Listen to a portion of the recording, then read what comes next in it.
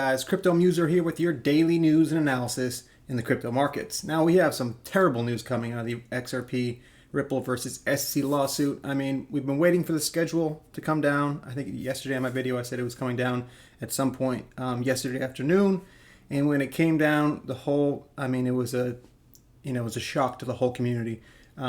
James Filan posted this about 4:30 yesterday afternoon. Parties filed joint scheduling letter proposing opening briefs for summary judgment and expert challenges in August and closing briefs a few days before Christmas. Wow, that's real. That really just happened. So the briefs will start in August, and the last briefs in the case will be somewhere around Christmas, and that means that pushes the end.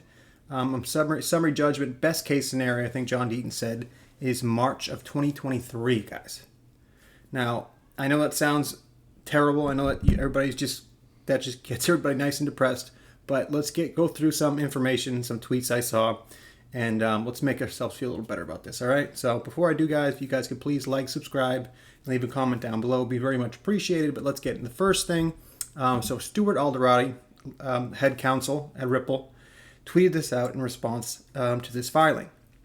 To all that have been following the case thus far, thank you. Know that Ripple's pushing hard and the court is working hard to resolve the case as soon as possible, despite the SEC time and time again doing everything they can do to delay. And then he continues on. It now looks like a resolution will come in 2023, and each day that passes is hurting U.S. citizens who were essentially the victims of a rug pull by the SEC. $15 billion in XRP market cap was destroyed in a day the suit was filed, hurting the very people the SEC swears to protect. In December 2020, as Clayton and Hinman packed their bags, the SEC didn't seek a court injunction to stop XRP trading in the U.S. when they filed a suit because they knew they couldn't get one. Effectively, the case has done so anyway, prime example of regulation by enforcement.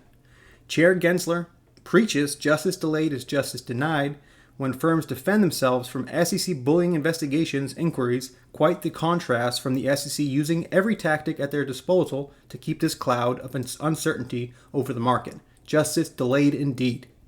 The Biden executive order estimated at 40 million Americans own crypto today. No thanks to the SEC, who insist on saying that all or most tokens are securities, and that U.S. exchanges are running unlawful security exchanges. If you ask which ones, no comment, no disclosure. Gensler refuses to offer any specifics whatsoever, and the SEC hasn't sought to shut down any exchange because they know they don't have the real jurisdiction over the $2 trillion industry. In the meantime, though, they'll leverage every tactic to create market confusion. Already, we're seeing a massive transfer of crypto talent, tech, and wealth moving offshore to jurisdictions with rational regulatory frameworks. Entrepreneurs are being advised to not start their projects in the U.S. How long can this be allowed to continue? And to those asking if this was a joint filing, yes, it was. But based on the SEC's track record, if we didn't agree on this date, the next iteration would have very likely been even longer. I mean, oh my God, man, the SEC is something else, right? I mean, that's true. If Ripple didn't agree on this date, then the SEC would have just delayed, and this would have went until like late next year. See, this is what is so wrong with the SEC. They know they're going to lose, but they will just try to delay this and basically, try to hurt Ripple's business and try to cost them money. Because I'm telling you right now, the lawyer fees, the lawyer and court fees that Ripple is getting charged during this case. I mean, it's probably around like $2 million a month. Who else could survive that? Thank God Ripple has, money in the bank, right? And the funny thing about this, if they really thought that XRP was a security, they would have sought an injunction to stop the sales of XRP, right, when the case started. But they knew they wouldn't win that, so they didn't do that. So what's happening while this case is going on? You have Jeb McCaleb selling XRP, you have, Ripple selling XRP. But meanwhile, U.S. citizens can't even trade XRP, right? We only have 1 or 2 exchanges on the U.S. that even offer the sale of XRP. And the funny thing is, Ripple basically is funding their lawsuit with the sale of XRP. I mean, Does this make any sense at all? It just shows you the SEC is not in this to protect investors. It's not in this to call XRP a security or not. It's here to hurt Ripple business because they had conflicts of interest with Ethereum and Bitcoin. I mean, it's so blatantly in your face that how could it be anything else? Why else would Clayton and him file this lawsuit on their way out of the SEC? There's no other reason. So I'm telling you right now, yes, this case is going to get, without settlement, by the way. They don't mention, so a settlement could come at any day now, right? Any day from now to the end of this case, they could settle. And still 96% of cases within the SEC settle, So very good chance this thing still settles. But just to say that this thing could go into early next year, I mean, that'll push it to 2 years and 3 months. I mean, are you kidding me? This is how the SEC does business. Now, the next thing I want to show you is John Deaton. Now, a lot of people out there are asking, why would Ripple agree to this scheduling, right? And even Stuart Alderati said there, if we didn't agree to this schedule, they would have just pushed it longer and longer because that's what the SEC has been doing from day one.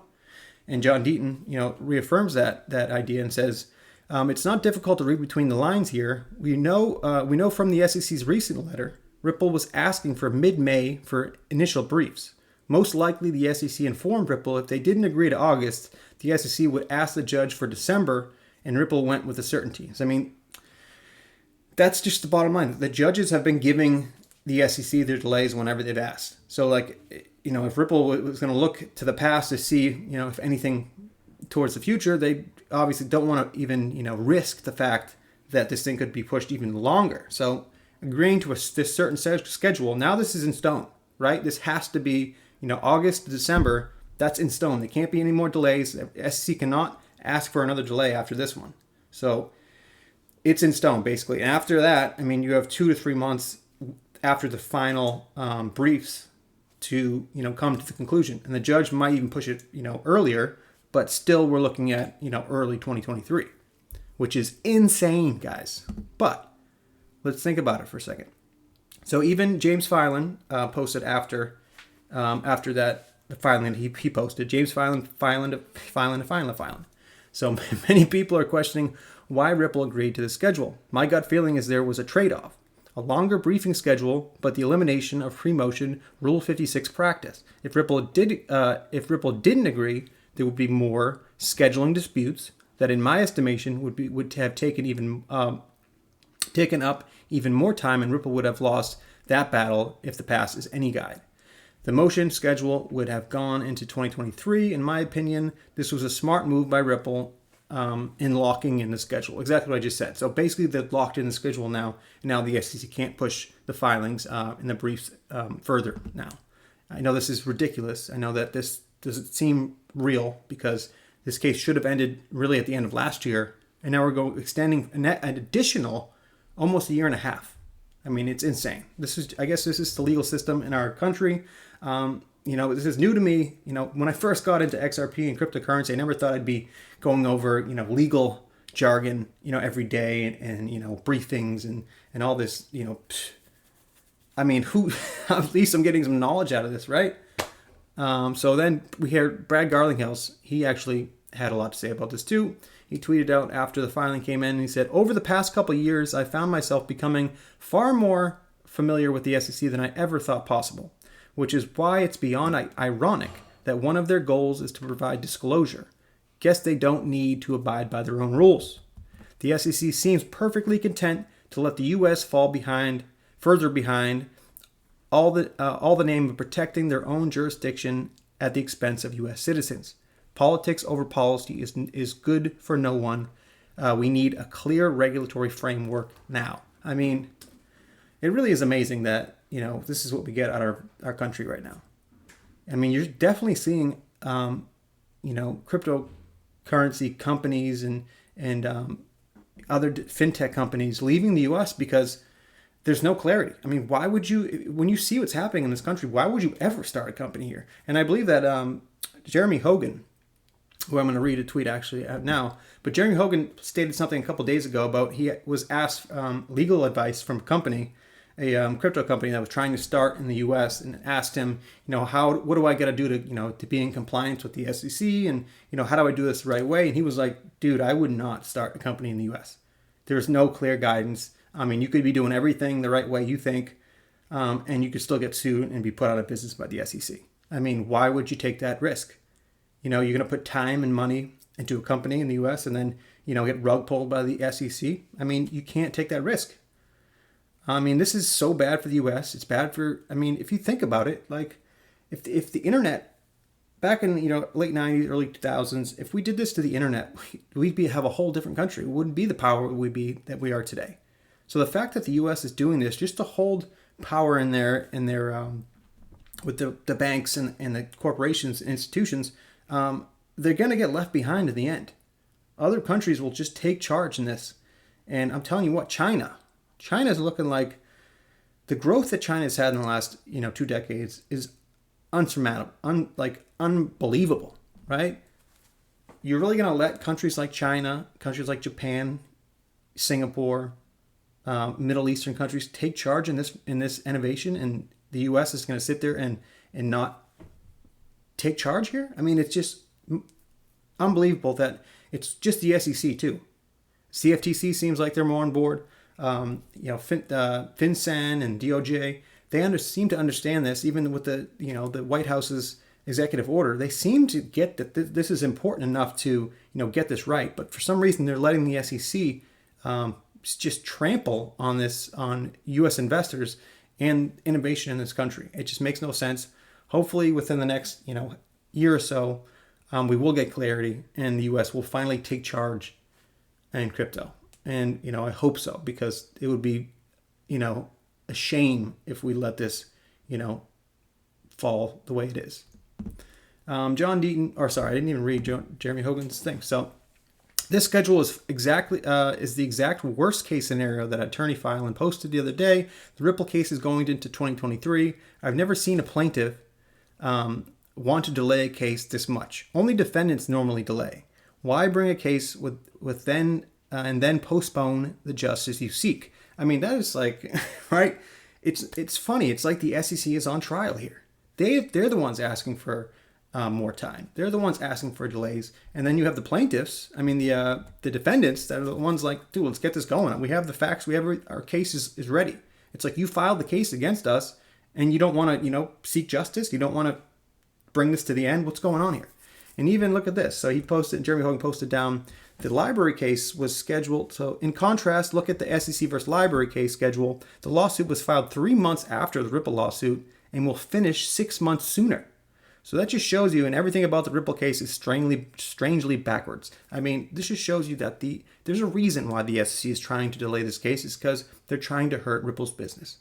I mean, that they're just being bullies. That's all it's about. They know they have the law and the facts and are not on their side. They know they will lose this case, but they want to drag it along as much as possible to hurt Ripple's business and to help out, obviously, their business, which is the big banks, that are highly invested in Bitcoin and Ethereum. I mean, the facts are there. Look it up. Do your research. It's not me saying that. I'm not a conspiracy theorist. Those are the facts. Go to Crypto Law, John Deaton's Crypto Law website, and look at the facts. This is what happened within the SEC. The corrupt agency with their conflicts of interest, Bill Hinman getting paid $15 million from a law firm highly invested in the Ethereum Alliance and Ethereum. I mean, this is to hurt Ripple's business, bottom line. And in the fact that they're using this to make money for themselves, and at the same time hurting U.S. investors and hurting U.S. innovation is the most un-American thing. And I say this on every video, is the most un-American thing that you could possibly see. This is a free market system. The reason why our country is or if you're not from this country, the reason why the U.S. is such a great country is because we have the free market system. If you have government agencies out there picking winners and losers, it goes against everything the U.S. stands for. Unbelievable. So then John Deaton said this: 66,750 XRP holders are being victimized by the SEC in this case.